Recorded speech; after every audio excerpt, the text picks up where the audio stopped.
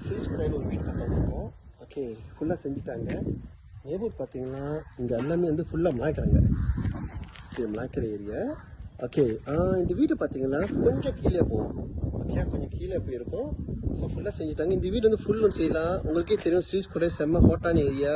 Bus stop, கடை, school எல்லாமே கிட்ட. சிங்கப்பூர் சிஐக்யூக்கும் சரி, துவாஸ்க்கும் சரி 20 மினிட்ஸில் போயிடலாம். ரெண்டு இடத்துக்குமே 20 மினிட்ஸ் 25 மினிட்ஸ் போயிடலாம். ஓகே, இந்த வீடு ஒரிஜினல் வந்து 2 பெட்ரூம் தான். பட் இங்கே 3 பெட்ரூம் செஞ்சு ஒரு மாஸ்டர் பெட்ரூம் செஞ்சுருக்காங்க. ஒரு பாத்ரூம் எக்ஸ்ட்ராவாக இருக்குது.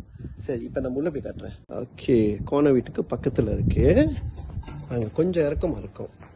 ஆனால் ஒரு காடி ப்ளஸ் மோட்டர்லாம் பேக்கிங் பண்ணலாம். சேஃப்டி டோர் போட்டு லிவிங் ஹாலில் செஞ்சுருக்காங்க. ஓகே, இது ஃபர்ஸ்ட் பெட்ரூம்.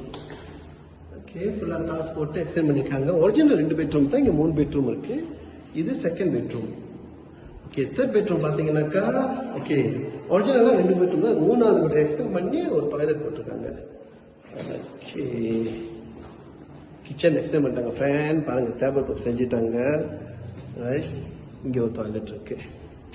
ஓகே ஃப்ரெண்ட்ஸ், இந்த வீட்டை பார்த்தீங்களா? இந்த வீடு வந்து ஃபர்ஸ்ட் டைம் பையன் ஃபுல் ஒன்று 100% தாராளமாக செய்யலாம். யாருக்கெல்லாம் இந்த வீட்டை பற்றி மேலும் விருதுன்னு எனக்கு தொடர்பு பண்ணுங்க.